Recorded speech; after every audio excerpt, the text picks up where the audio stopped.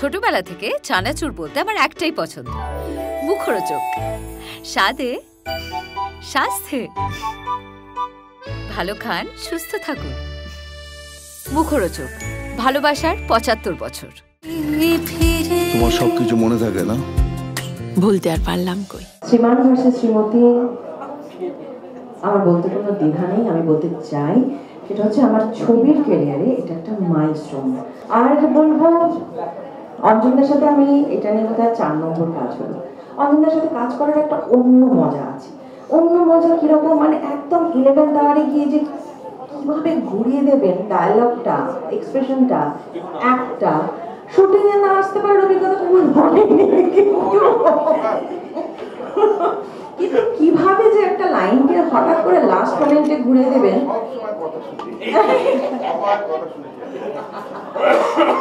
তো সেই জায়গা থেকে ভীষণ অ্যাটেনটিভ হয়ে কাজ করতে হয় যে আমি ওনাকে টেক্কা দিতে যেন পারি সেটার জন্য নয়, আমি যেন ঠিক ঠিক সঙ্গত করতে পারি সেইটার জন্য। তো এইটা আরো অন্যরকম ছিল, কারণ যেটা পরম বললো যে হঠাৎ করে বেহালার বাজারে মুঠো পাকিয়ে চলে এলেন, তো সেই শটটা সবাই নিশ্চয়ই এতক্ষণে দেখে ফেলেছো, সেটা অসাধারণ। আমি এই প্রসঙ্গে বলতে চাই, আপনার ডামি রাখা হয়েছিল একটি ছেলেকে, এবং সেই ছেলেটির সাথে আমি 3 দিন আগে আর একটা ছবিতে কাজ করলাম। বলছি দিদি শ্রীমান ভার্সেস শ্রীমতী তো রিলিজ হচ্ছে না, জামা টামা পরে সারাদিন বসে থাকলাম, আমাকে অঞ্জনদা পাঠ করতে দিলেন না, পুরোটা নিজে করলেন। যাই হোক, তার প্রচন্ড ইচ্ছে ছিল সবাইকে নিশ্চয়ই বলতো যে আমি এই ডামিটা আমি ছিলাম, কিন্তু আপনি তাকে একটা শটও দিতে দেননি।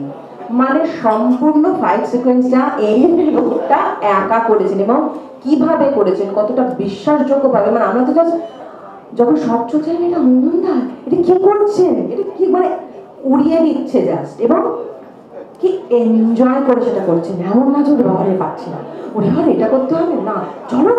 তখন ওনার খুবই শরীরের অবস্থা, মানে কোমরে একটা স্লিপ ডিস্ক, খুবই ব্যথা। আমরা বলছি চেয়ার রয়েছে, তাদের একটু বসো, না না না বসবো না, না না না বসবো না, হাঁটছে সমানে বাজারের মধ্যে, না না না পরের শটটা বলো, মানে কি প্রচন্ড লজ্জা পাচ্ছে, লজ্জা হয়ে গেছে। আর হচ্ছে মিঠুনদার সাথে আমি কোনোদিন কাজ করতে পারবো এটাই কখনো ভাবিনি, সেইটা আমার একটা বিরাট প্রাপ্তি। এত সহজ হবে ওনার সাথে কাজ করাটা, এটা আমার স্বপ্নের অতীত। কাজেই সবটা মিলিয়ে এই জার্নিটা ভীষণ ভালো ছিল।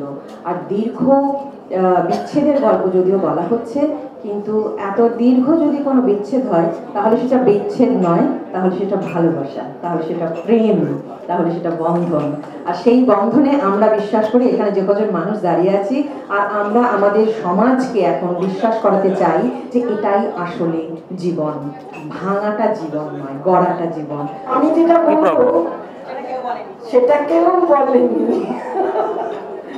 সেটা হচ্ছে যে দেখো সবাইকেই ধন্যবাদ দেওয়া, কৃতজ্ঞতা স্বীকার, আমাদের প্রডিউসার, আমাদের পরিচালক, এইটুকু একটা বাচ্চা ছেলে সে মিঠুন চক্রবর্তীকে নিয়ে তারপরে ওনাকে নিয়ে কাজ করছে, সেগুলো একটা দেখার মতো।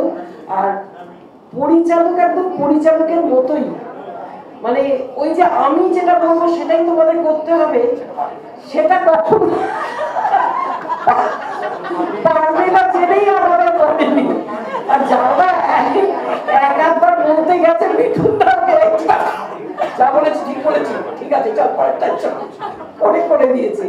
কিন্তু আমরা এত আনন্দ করে কাজটা করেছি যে শেষের দিকে আমার মনে হয়েছে যে এই যে এতদিনের অপেক্ষা অঞ্জনদা আর মিঠুনদার মাঝখানে এই যে 3 জনের একটা টেন্ডার টাইপের হয়ে গেছিল, আমার মনে হচ্ছিল এবার বোধহয় সত্যি অপেক্ষা শেষ হবে, কোন দিক দিয়ে হবে আমি জানি না, তখনই সাবধান করে দিয়েছিলাম।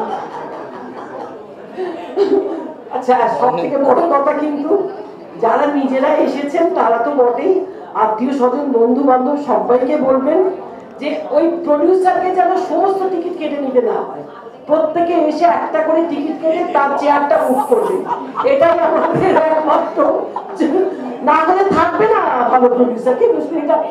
হাসছিস কি, সত্যি কথা বল, হ্যাঁ প্রডিউসারকে রাখতে হবে, তার জন্য আমাদের বাংলা আমাকে বলতে দেয় না, যা বোঝার আপনারা বুঝে নিয়েছেন। আমি ভাবলাম সবাইকে আরেকবার করে আমার আমার কৃতজ্ঞতা ধন্যবাদ সবকিছু জানিয়ে। একটা লোক 27 বছর ধরে নিঃস্বার্থভাবে ভালোবেসে গেল, আর কোথাকার কি একটা এসে তাকে নো ওয়ে, হতে পারে না। দুজন মানুষ 27 বছর ধরে একে অন্যকে ডিভোর্স দেননি মানে বা দিতে চাননি মানে কোনো না কোনো আছিলায় তারা ডিভোর্সটাকে আটকেছেন, মানে তারা আলাদা হতে চান না হয়তো। বা আমার মনে হয় এক হতে পারে তারা একে অন্যকে এতটা ঘেন্না করেন যে একে অন্যকে বিপদে রাখবেন বলে তারা 27 বছর টেনে নিয়ে যাচ্ছেন, আর না হলে বুঝতে হয় তাদের মধ্যে প্রচণ্ড ভালোবাসা এখন অবশিষ্ট আছে, সেই কারণে তারা একে অন্যকে ছাড়তে চাইছেন না। যে কোনো একটা, এর বাইরে তো কিছু হতে পারে না। এটার মধ্যে দিয়ে আসলে আমরা একটা ভীষণ মিষ্টি একটা সুন্দর প্রেমের গল্পই বলা আছে, এবং সেই প্রেমটা আমরা দুটো লেয়ারে দেখতে পাই। একটা লেয়ারে হচ্ছে একটা বয়স্ক পরিণত প্রেম, যেটা মিঠুনদার চরিত্রটি এবং অঞ্জনাদির চরিত্রটার মধ্যে, এবং সেখানে একটা তৃতীয় অ্যাঙ্গেল আছে যেটা অঞ্জনদা করছেন। আর আরেকটা লেয়ারে আছে হচ্ছে আজকের প্রজন্মের মধুমিতার চরিত্রটি এবং আমার চরিত্রটির মধ্যে একটা প্রেম, যাদের মধ্যে একটা সমস্যার আভাস প্রথম থেকেই আছে। তো এই দুটো প্রেমের গল্প কি করে একে অন্যের সঙ্গে মিলমিশ খায় সেটা ছবিটা বলে।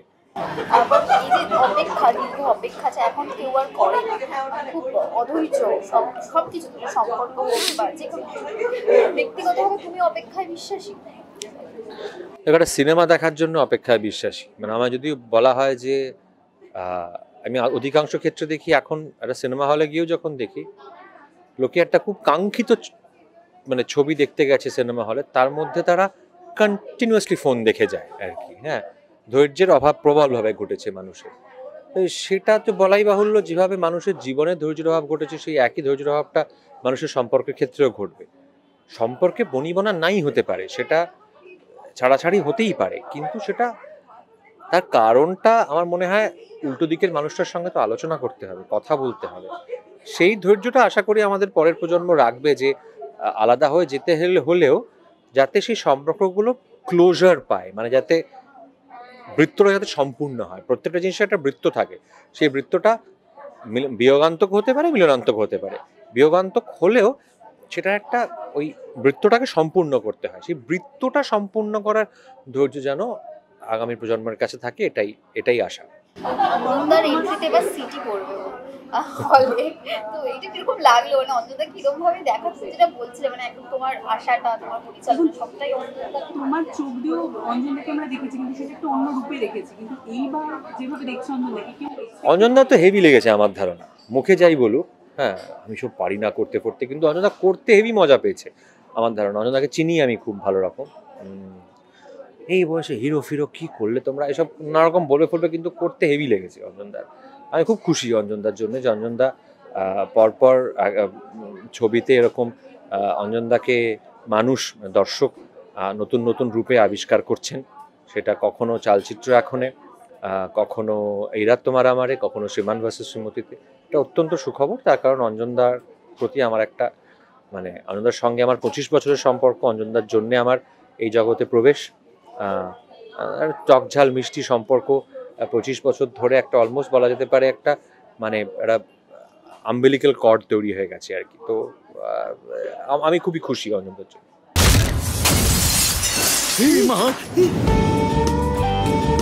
দেখুন, 27 বছর ধরে যখন বিচ্ছেদ হচ্ছে তখন এটা খুব পরিষ্কার বিচ্ছেদ হবে না।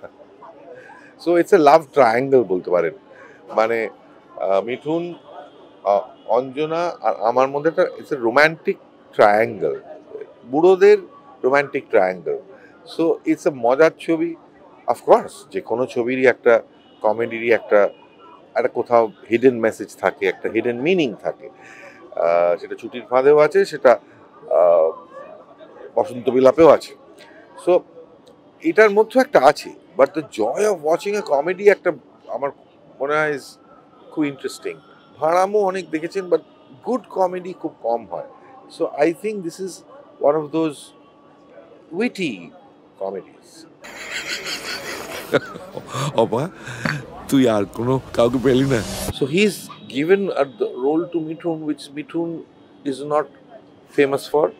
He's given me the role which Mithun is famous for, not I.